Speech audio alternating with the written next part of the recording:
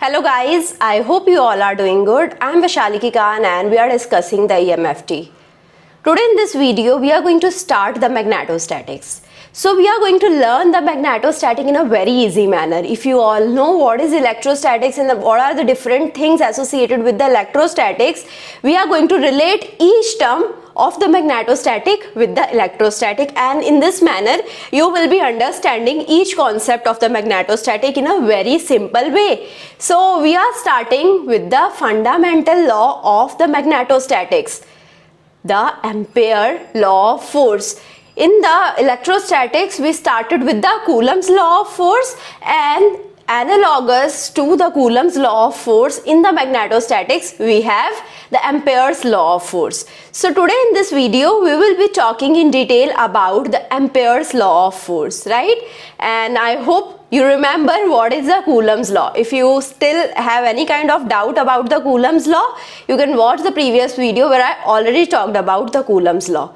So we are starting with the introduction to the magnetostatics now. So what is magnetostatics? Magnetostatics is a branch which is dealing with the charges which are at steady motion, right? So if I have some electric charges which are in the steady motion, which means which are having the constant velocity, it must not be having any kind of acceleration, or we have DC. So in both of these manners, I can understand the effect of magnetostatics. I told you when we were starting the electrostatics that at that time I had the charges at rest, and whenever I have the charges at rest, I will be understanding the electrostatic concepts. Now here, to understand the magnetostatic concepts, I have to consider the steady motion of the charges, right? Or I have to consider the direct current, right? So the fundamental law of magnetostatics is the Ampere's law of force, like we had the Coulomb's law of force in the electrostatics. So analogous to the Coulomb's law in the electrostatics, in the magnetostatics, we have the Ampere's law of force, right? So the magnetic field does not allow for the first inductive coupling between the two circuits. We all know whenever in a circuit we have an inductor, it is going to generate some magnetic field surrounding to it, right? So if I am studying the magnetic field of one circuit, it should not be coupling with the inductor of the another circuit or the magnetic field of the another circuit, right? So the first consideration is that if I have the inductors in the circuit, there should not be any inductive coupling between the two circuits, right? And the second condition is that there would not be any coupling between the electric and the magnetic field, and for that we will be considering a situation which I am going to talk about in this video itself. So if I have the electric field, I will consider that it has no effect on the magnetic field of the same circuit, right? For that I will be considering that I have a closed loop circuit, right? So what is the advantage of having the closed loop? How the electric field is not going to affect in the closed loop, we are going to see in this video itself, right? So now, first of all, it is also known as the law of action between the current carrying circuits, right? If I have two circuits, right? If I have two circuits which are carrying the current, so there would be some magnetic field produced surrounding to this circuit and the magnetic field produced surrounding to this circuit as well, and due to which the both of the circuits are going to have some action on each other, and there would be some force that is applied on both of the circuits. So now we can consider this force and we can find out the effect of this force with the help of the Ampere's law of force in the magnetostatics, right? So Ampere law of force gives the magnetic force between the two current carrying circuit in the otherwise empty universe. We are considering the vacuum condition and we are considering that we have only two current carrying elements, and now we are wanting to understand what is the force in between these two current carrying elements, right? So we are not considering any other force which is acting on these two elements, right? So now here we are considering the closed loop. So here we are considering the complete circuit since current must flow in the closed loop. Why I am considering the closed loop? So as to understand that there would not be any effect of electric field on the magnetic field. How?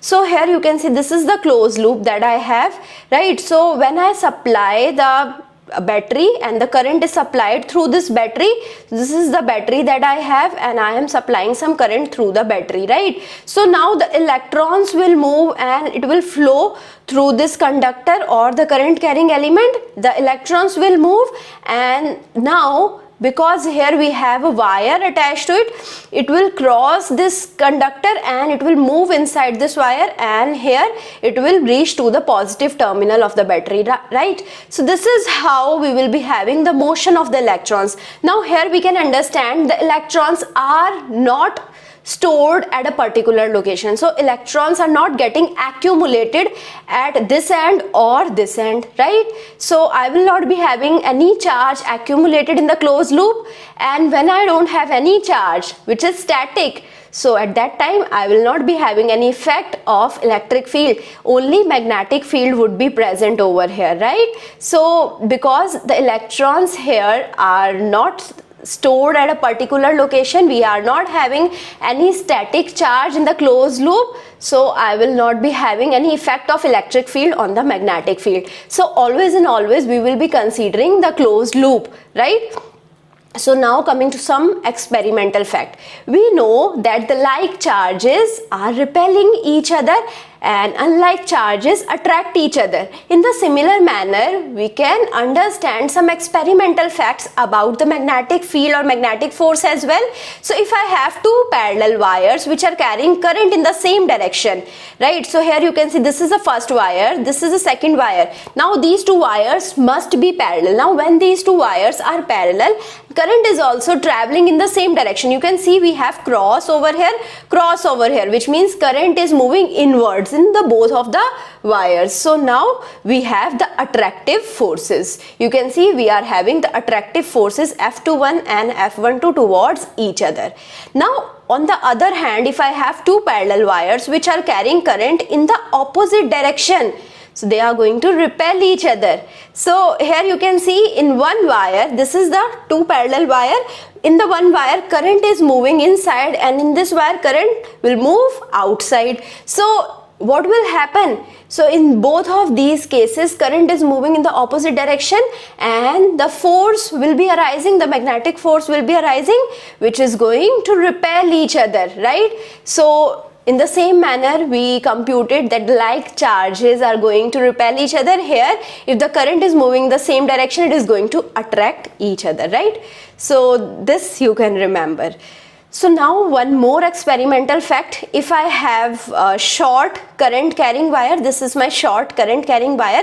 Now it is perpendicular to a long current carrying wire. So here if I have a long current carrying wire and this could be my short current carrying wire, right? So if it is perpendicular, right, current in this wire will be moving in the upward direction and in this wire it will be moving in the any of the direction, right? So now here the effective force on this short wire due to this long wire would be 0, right? So the force on the short wire F12 will be 0. So this is the next experimental fact that we have. Now coming to the more experimental facts, like we know in the Coulomb's law, force was proportional to the product of the charges. Force was proportional to Q1 into Q2. So here the magnitude of the force is proportional to the product of the current carried by the two wires. So current element is there instead of charges. So here instead of charges I will be having ideal component, right? So the two wires will be having different ideal. The first wire will be having current I1 and DL1. The second wire will be having current I2 and DL2. So this is how the current will be moving in both of the wires, right? So the magnitude of the force is proportional to the product of the current carried by the two wires.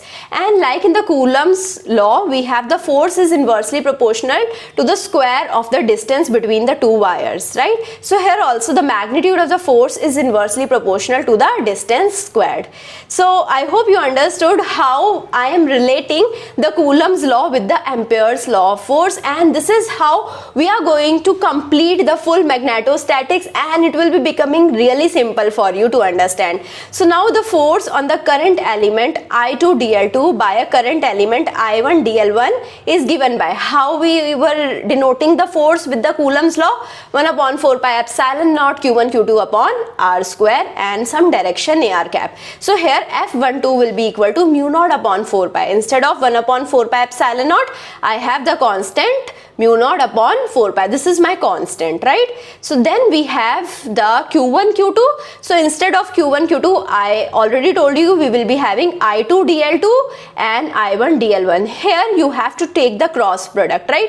So I2 dl2 cross I1 dl1 cross ar12, right? So this is representing the direction, and here we will be having r12 square. This is the magnitude of the distance between the two wires squared, right? So this is how I can denote the force. So now here what is mu naught? Mu naught is the permeability of the free space, which is equal to 4 pi into 10 raised to power minus 7 farad per meter, right? So this is how I can denote the mu naught.